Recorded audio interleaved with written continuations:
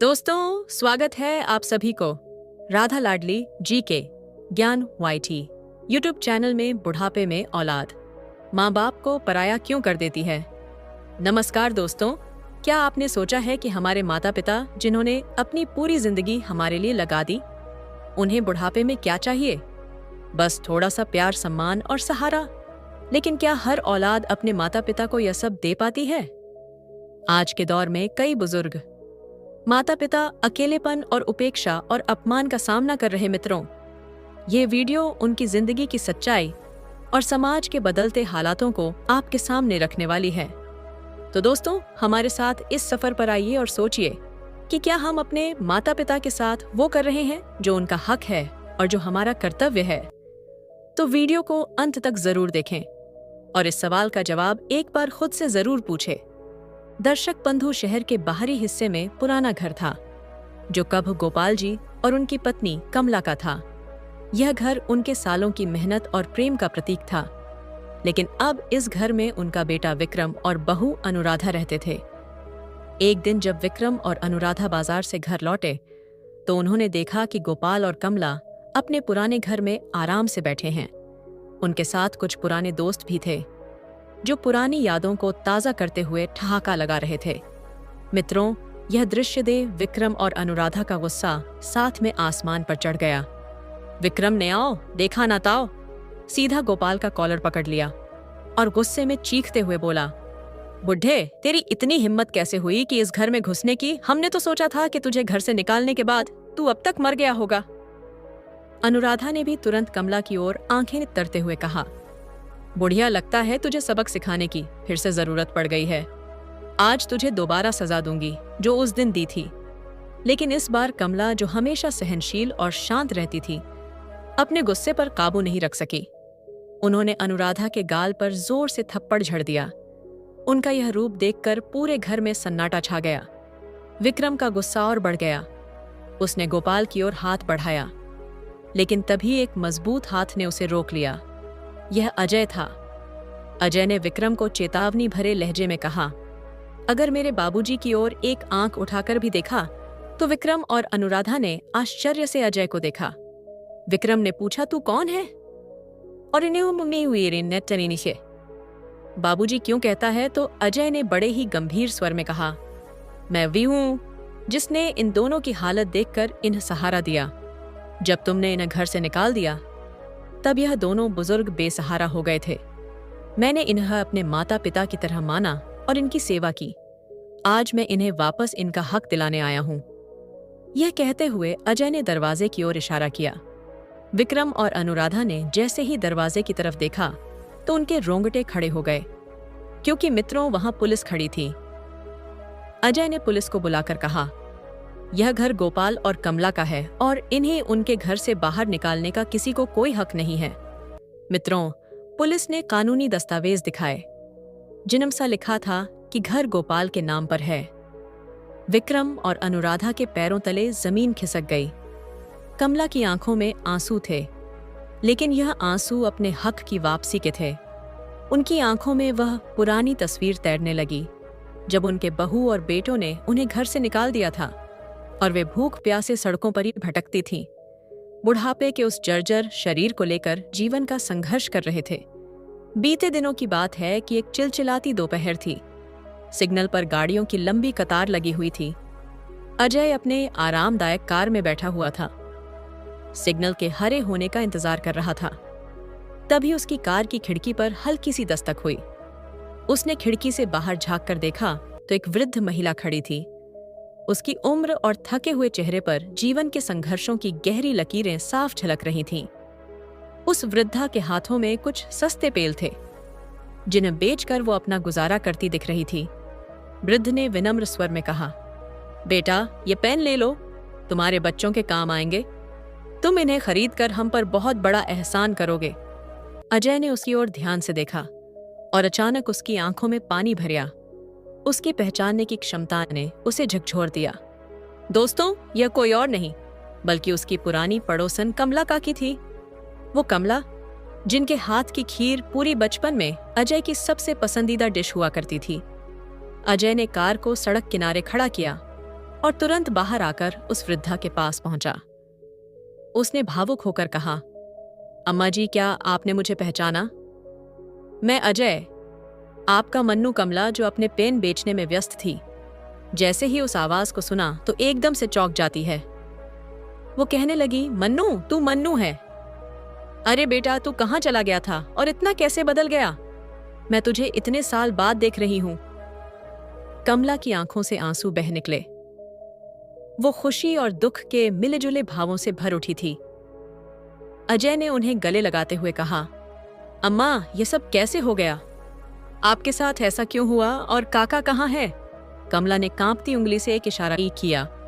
अजय ने देखा कि सड़क किनारे एक बूढ़ा व्यक्ति धूप में तपती गर्मी के बीच अपने कंधे पर भारी थैला लटकाए बच्चों के खिलौने बेच रहा था। वह बूढ़ा बार बार पसीना पचता है, हर गुजरने वाले से खिलौने खरीदने की विनती करता है। अजय ने ध्यान से देखा, ये कोई और नहीं बल्कि गोपाल जी थे, जो कभी मोहल्ले के सबसे बड़े मददगार और खुश मिजाज व्यक्ति थी, जिनके दरवाजे से कभी कोई खाली हाथ नहीं लौटता था।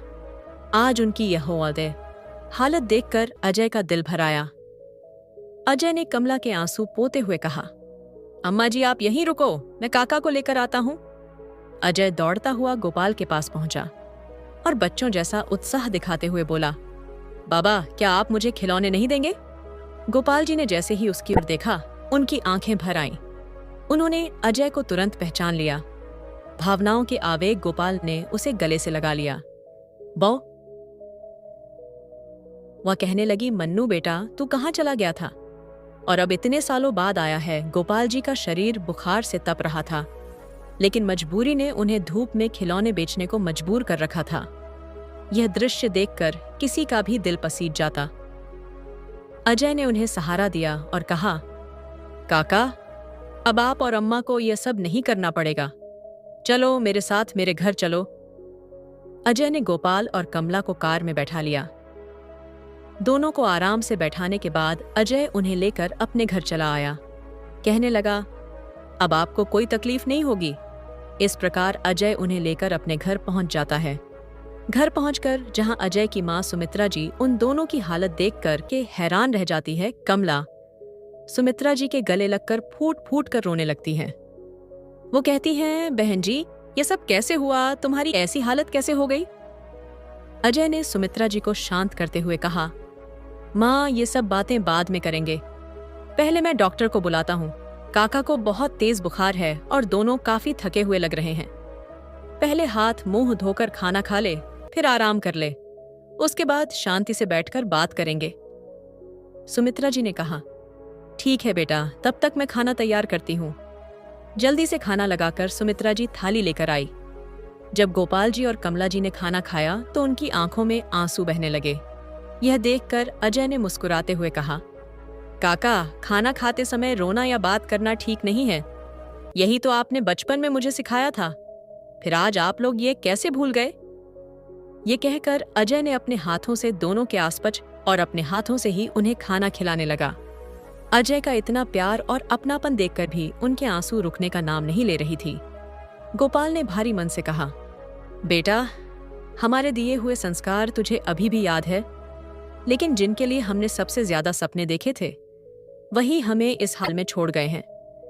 बुढ़ापा एक श्राप बन जाता है, खासकर उनके लिए जिनकी औलाद हमारी औलाद जैसी हो जाती है। कमला ने सुमित्रा जी की ओर देखा और कहा, सुमित्रा बहन, इस उम्र में आपका बेटा आपके साथ है। इससे बड़ी उपलब्धि इस जन्म में किसी मां के लिए नहीं हो सकती।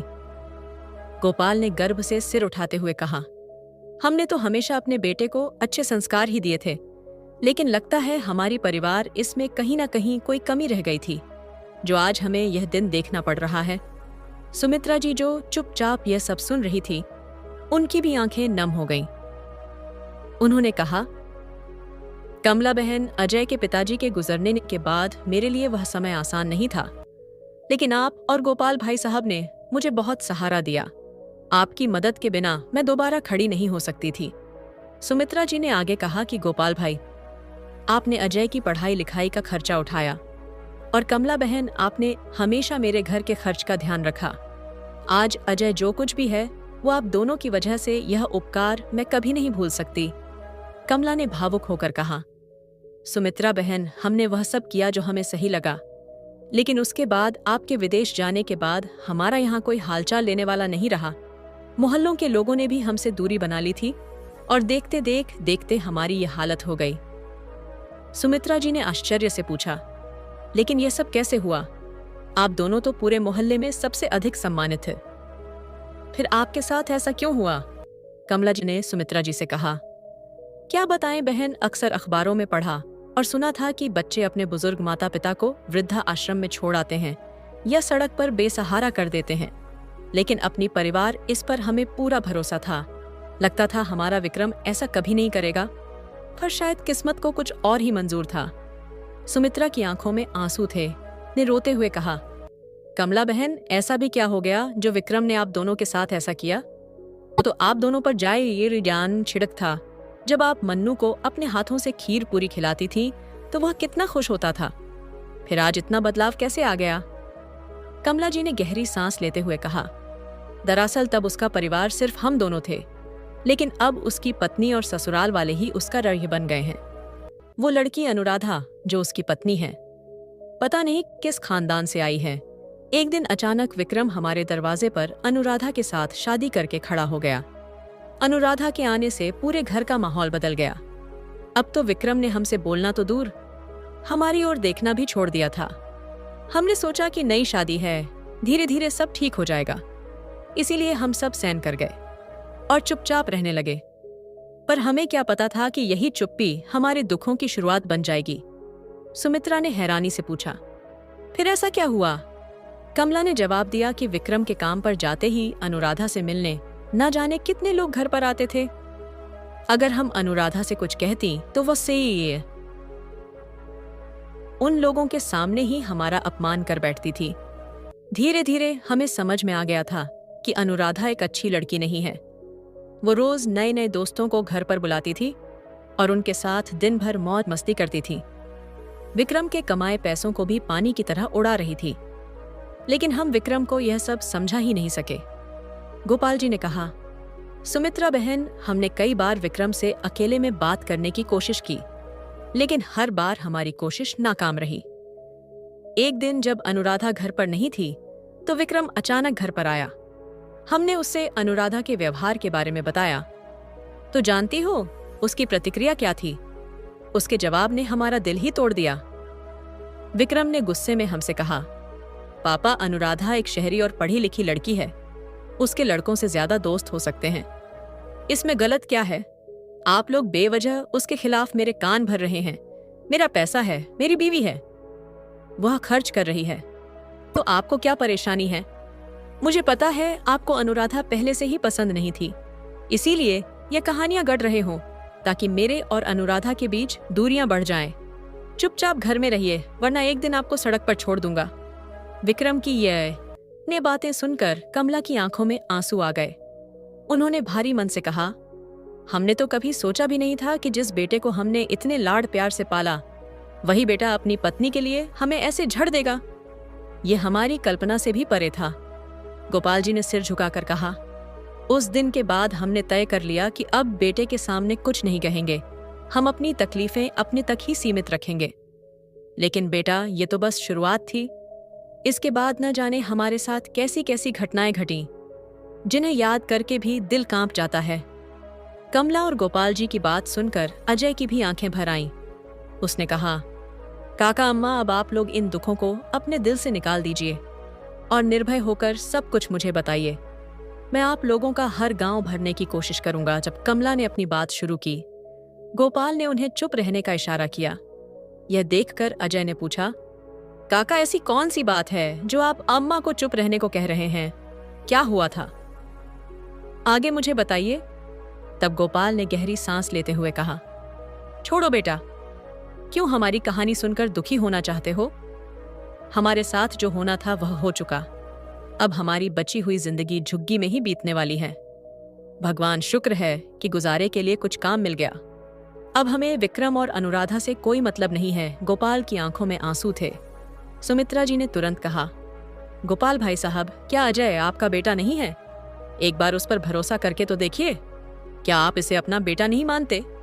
अपने इस बेटे से अपना दुख भी साझा नहीं कर सकती क्या? मैं वादा करती हूँ कि आपकी समस्या का हल जरूर निकलेगा। सुमित्रा जी ने कमला के हाथ थाम हुए यह बात कही। तभी अजय मुस्कुराते हुए बोला, माँ, आपने पहले ही वादा करके मेरा सरप्राइज खत्म कर दिया। कमला ने आश्चर्य से कहा, बेटा, ये कैसी पहेलियों में बात कर रहे हो? हमें भी तो बताओ। अजय ने मुस्कुराकर कहा, अगर आप चाहते हैं कि मैं अपना सरप्राइज अभी बता दूं, तो आपको अपनी पूरी कहानी मुझे बतानी होगी।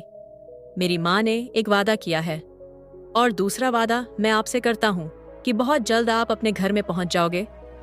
गोपाल ने भारी मन से कहा, बेटा, हम अपनी आप बीती इसलिए नहीं बताना चाहते क्योंकि कहते हुए भी शर्म आती है। हमें धूप में खड़े होकर खिलौने बेचना मंजूर है, झुग्गी में रहना भी मंजूर है, पर जो जो घटनाएं हमारे साथ में घटी हैं, जो हमारा बेटा और बहू हमारे साथ कर रहे थे, वह शायद ही कोई माता पिता सहन कर सके। ये कहते कहते गोपाल जी भावुक हो गए। उन्होंने आंखें बंद कर लीं और अतीत की ओर चले गए। गोपाल जी ने कहा, बेटा, एक दिन कमला पूजा कर रही थी और मैं बगल में बैठा था। तभी हमारा ध्यान एक शोर से भंग होता है। हमने देखा कि अनुराधा किसी अजनबी आदमी के साथ हंसते हंसते शराब के नशे में लड़खड़ा हुई। घर में आ रही थी। उसने ऐसे कपड़े पहन रखे थे जो एक भले घर की लड़की के लिए शोभा नहीं देती थी। मोहल्ले के सभी लोग यह तमाशा देख रहे थे। यह सब देखकर मैं सहन नहीं कर पाया। मैंने उन आदमियों को दरवाजे पर रोक दिया और अनुराधा से कहा, बहू, ये सब क्या है? तुम एक भले परिवार की बहू हो, तुम्हें यह सब शोभा नहीं देता। लोग हमारे घर का तमाशा बना रहे हैं। गोपाल ने गहरी सांस ली और बोले, लेकिन अनुराधा ने मेरी बात का जवाब देने की बजाय मुझे जोर से थप्पड़ मार दिया। इसके बाद वह बेशर्मी से हंसने लगी। वो मुझसे कहने लगी, बूढ़ा, अपनी औकात में रहो मेरे पति को। अगर इससे कोई दिक्कत नहीं तो तुम कौन होते हो? बीच में बोलने वाले तब कमला ने बीच में कहा, जब मैंने उसे समझाने की कोशिश की तो अनुराधा ने अपने साथ आए आदमियों से कहा, किन बूढ़ों को सबक सिखाओ। उनके साथ आए लोगों ने जेब से चाकू निकालकर हमें डराने की कोशिश की। यह देखकर हमारी तो बोलती ही बंद हो गई। हम समझ गए थे कि अब हम एक बड़ी मुश्किल में फंस गए। गोपाल जी ने आगे कहा, विक्रम, जो कभी हमसे प्यार करता था, अब हमारे साथ ऐसा बर्ताव करने लगा जैसे हम नौकर हो। वफाशाह अनुराधा से तो हंसकर बात करता था, लेकिन हमारे साथ ऐसे पेश आता था जैसे हम किसी और दुनिया के लोग हो। हालात इतने बिगड़ गए कि हम परिस्थितियों से समझौता करके खुद को घर का नौकर समझने लगे। कमला ने कहा, जब भी कोई आता हमें बिना बताए आदेश दिए जाती और उसे नहीं, और हमें वही करना पड़ता था। एक दिन अनुराधा के घर वाले आए। दोपहर का समय था। उससे कुछ समय पहले ही मैं खाना बनाकर सबको खिला चुकी थी और रसोई का सारा काम निपटा लिया था। तभी अनुराधा हमारे कमरे में आई और तेरे काका से बोली, जाओ बाजार से पनीर लेकर आओ, मैं तब तक इनके लिए खाने की तैयारी करती हूँ। मैंने धीरे से कहा, वाह, अभी अभी तो सारा काम खत्म किया है। जब तुम्हें पता था कि तुम्हारे घर वाले आने वाले हैं तो मुझे पहले ही बता देती, मैं थोड़ा ज्यादा खाना बना लेती। अब इतनी तेज धूप में इनकी उम्र तो देखो। आज सुबह भी यह धूप में घूम घूम कर सब्जियां लेकर आए थे। मैं पनीर कल बना दूंगी। मेरी बात सुनकर अनुराधा भड़क गई। वह गुस्से में बोली, बुढ़िया, तुम्हारी इतनी हिम्मत कि मेरी बात का जवाब दो। तुम लोग इस घर के नौकर हो और नौकरों की जुबान नहीं होती। जब जो जाए वो करना पड़ेगा। ये दोपहर का आराम तुम्हारे लिए नहीं है, समझी? चलो, जो कहा है वही करो, वरना जो मेरा दिमाग घूम गया तो तुम लोगों को बहुत महंगा पड़ेगा। उसकी इस बात से गोपाल जी कुछ नहीं बोले और चुपचाप तेज धूप में पनीर लेने चले गए। कमला ने गहरी सांस लेते हुए कहा, जब तुम्हारे काका पनीर लेकर लौटे तो वे पसीने से तरबतर थे। थकावट से वे सोफे पर बैठ गए। तभी अनुराधा का भाई आकर बोला, दीदी, मेरी सिगरेट खत्म हो गई, मैं जाकर लेकर आता हूँ। अनुराधा तुरंत बोली, अरे तू क्यों जाएगा? इतनी धूप में तुझे बाहर जाने की क्या जरूरत है? ये बूढ़ा है ना, ये किस दिन काम आएगा? ओ बूढ़े, सुन जा, मेरे भाई के लिए सिगरेट लेकर आ। गोपाल ने थकावट भरी आवाज में कहा। बह, मैं अभी बाजार से पनीर लेकर आया हूँ। वो पिंटू की दुकान पर नहीं मिला तो मुझे बाजार तक जाना पड़ा। मैं बहुत थक गया हूँ। इस पर अनुराधा ने ठहाका लगाते हुए कहा, थक गया है बुढ़ा कहीं का, खाता तो इतना है, पर काम के समय तेरे हाथ नहीं चलती। चल उठ और जल्दी जा। कमला ने कहा। यह सब देखकर मेरी आंखें भर आईं, लेकिन मैं कुछ नहीं कर सकी। थोड़ी देर बाद रसोई में अनुराधा की माँ आ गई। वह मुझसे बोली, क्या बना रही हो समदन जी? मुझे पकौड़े बहुत पसंद है। मैंने कहा, हाँ पकौड़े तले जा रहे हैं, अभी बन जाएंगे तो मैं आपको खिला दूंगी। मैंने तुरंत एक प्लेट में पकौड़े परोस कर उन्हें दे दिए, लेकिन उन्होंने ऐसा कुछ किया जो मेरे लिए बहुत बुरा था। कमला की आंखें नम हो गईं। उसने कहा, उसने एक पकौड़ा लिया और मेरी हथेली पर रख दिया। फिर बोली, तुम्हारे हाथ के स्वाद को महसूस करना चाहती हूँ। वो पकौड़ा इतना गर्म था कि मेरी हथेली जलने लगी। मेरी चीख निकल गई, लेकिन उन्होंने मजाक में से डाल दिया। मैं उन्हें हैरानी से देखती रह गई। मुझे यह समझ में आ गया था कि अनुराधा और उसका पूरा परिवार एक जैसे है। जैसी बेटी है वैसे ही उसके घर वाले हैं। कमला ने लंबी सांस लेते हुए कहा, मुझे समझ नहीं आता कि मेरा विक्रम इस परिवार के चंगुल में कैसे फंस गया। उनका अचानक हमारे घर आना शायद एक खास मकसद से था, जिसे हम समझ नहीं पाए। एक दिन गोपाल और कमला अपने कमरे में बैठकर बातें कर रही थीं। गोपाल ने कहा, यह हमारे परिवार में कैसे लोग का प्रवेश हो गया है। मुझे हमेशा डर लगता है कि यह लोग कभी कुछ गलत ना कर बैठे। हमें किसी भी तरह से इनसे छुटकारा पाना होगा। अगर इसके लिए विक्रम भी ना माने, तो अगर हमें उसे भी निकालना पड़े तो हम उसे भी निकाल देंगे, वरना ना जाने ये लोग क्या क्या करेंगे। कमला ने सहमति में सिर हिलाते हुए कहा, हाँ मैंने भी यही सोचा है। हमें अब अपने बेटे के मुंह में नहीं पड़ना चाहिए। हम और अपमानित होकर नहीं रह सकती। गोपाल जी ने गुस्से में कहा, ठीक है, मैं कल विक्रम से कहूंगा कि अपनी पत्नी और अपने साम्राज्य को लेकर इस घर से चला जाए। अब हमारा इनसे कोई रिश्ता नहीं। लेकिन तभी उनके कमरे में विक्रम और अनुराधा अपने परिवार के साथ दाखिल हुए। विक्रम ने आते ही गुस्से में कहा, हमें निकालो। पहले तुम खुद इस कागज पर दस्त करो और यहां से निकल जाओ। अनुराधा के भाई ने कमला के पीछे से आकर उनकी चोटी खींची और कहा, बुढ़िया जान है तो जहान है, चुपचाप दस्तखत करो वरना अंजाम बुरा होगा। उनके डर से गोपाल जी और कमला को दस्तक करने पड़े और उन्हें उनके अपने ही घर से निकाल दिया गया। मोहल्ले के लोग यह सब देख रहे थे, लेकिन कोई भी उनकी मदद के लिए आगे नहीं आया। उनकी हालत देखकर सभी की आंखें नम हो गईं। गोपाल जी और कमला कुछ दिन इधर उधर भटकते रह। फिर एक भले आदमी ने उन पर तरस खाकर उन्हें एक झोपड़ी में रहने की जगह दी और पेन और खिलौने बेचने का काम दे दिया। लेकिन वह आदमी भी उनकी मेहनत का आधा हिस्सा खा लेता था। कमला ने आंसू पोंछ हुए अजय से कहा, बेटा, हमने तुम्हें जितना बताया वह सब हमारे जीवन की सच्चाई है, लेकिन अब हम थक चुके हैं। हमें नहीं पता कि हमारा सुकून कभी वापस आएगा या नहीं। अजय ने गोपाल और कमला के हाथ अपने हाथों में लेते हुए कहा, काका अम्मा अब और आंसू मत बहाए। मैं आपको आपका घर इज्जत और सुकून वापस लवाऊंगा। अब से आप लोग केवल आराम करेंगे, यह मेरी जिम्मेदारी है। कमला ने भारी मन से कहा, बेटा तुम्हारा भरोसा तो है, लेकिन हमें समझ में नहीं आता कि तुम यह सब कैसे करोगी। हमारे पास कोई सबूत नहीं है, घर भी अब हमारे नाम पर नहीं है। तुम उनके अपराध कैसे साबित करोगे? अजय ने कहा, अम्मा आप चिंता मत करिए, यह काम मुझ पर छोड़ दीजिए।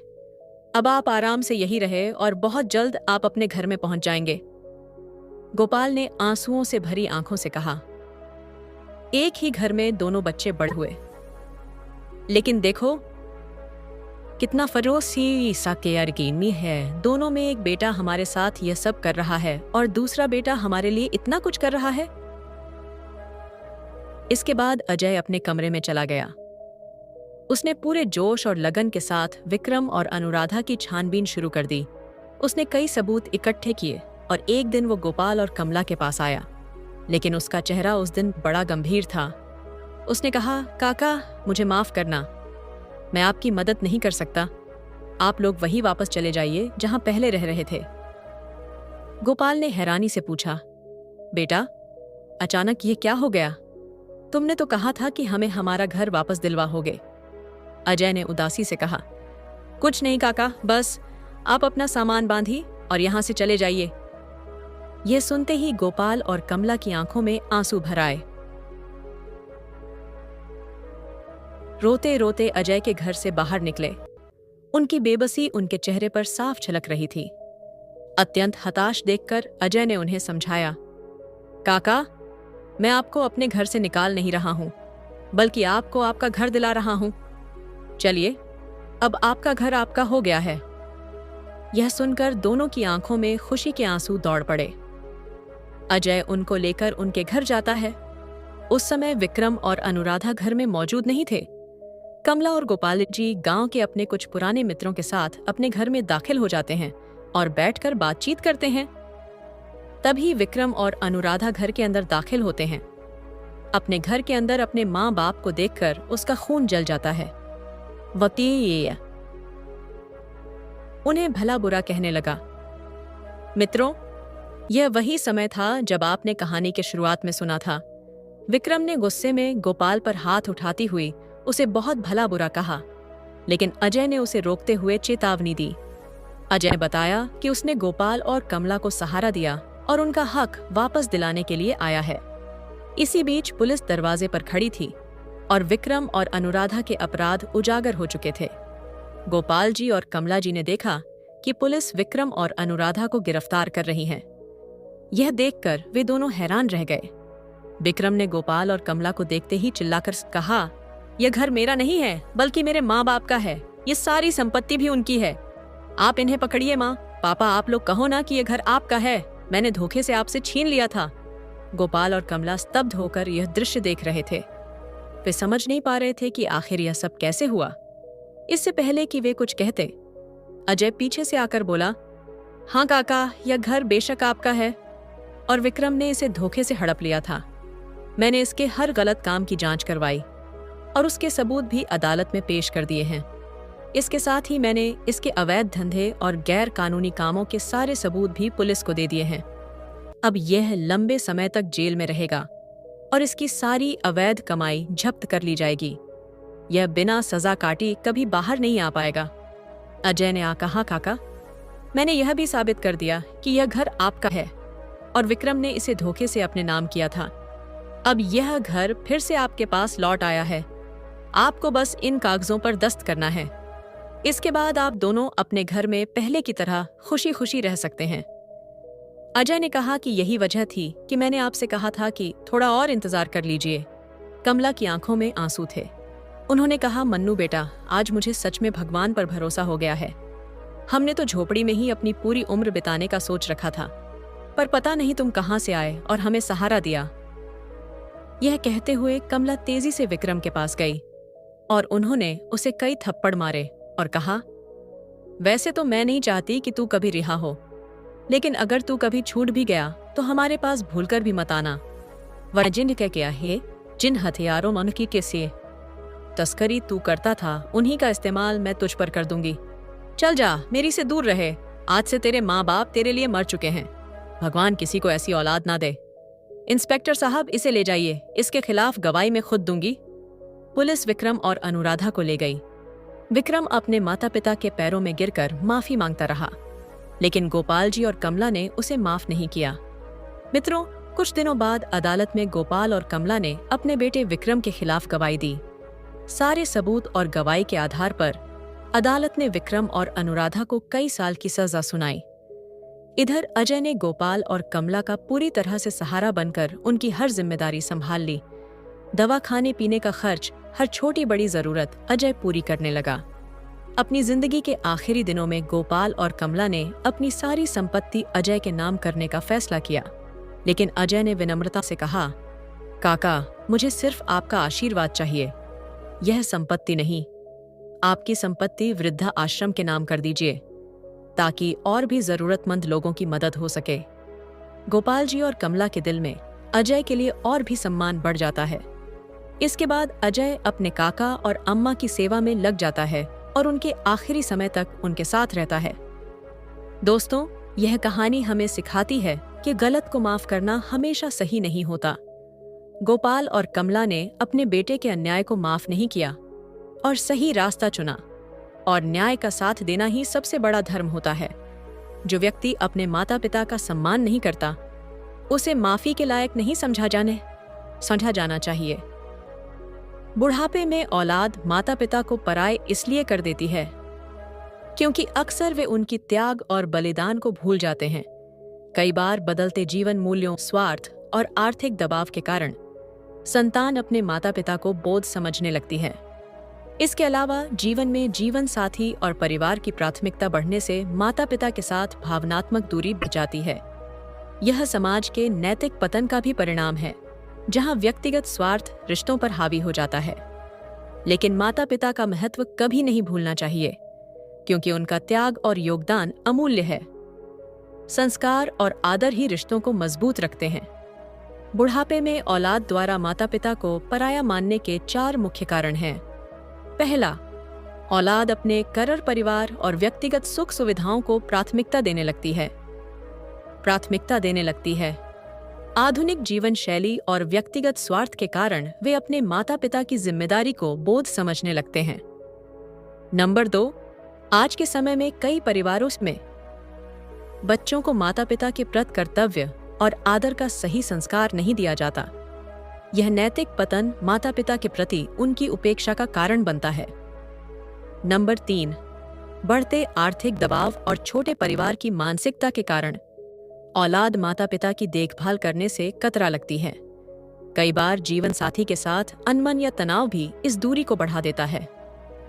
नंबर 4, आज की तेज रफ्तार जिंदगी में माता पिता और बच्चों के बीच संवाद की कमी हो जाती है। यह भावनात्मक दूरी धीरे धीरे उनके रिश्ते को कमजोर कर देती है और औलाद माता पिता को अनदेखा करने लगती है। तो दोस्तों, अब तो आप समझ ही गए होंगे कि माता पिता को औलाद पराया क्यों कर देती है। तो दोस्तों, इस कहानी से यदि कुछ सीख मिली हो तो इसे आगे भी शेयर करना। तो चलिए मिलते हैं आपसे अगली वीडियो में एक और चर्चा के साथ। आप सभी का बहुत बहुत धन्यवाद। जय श्री राधे राधे।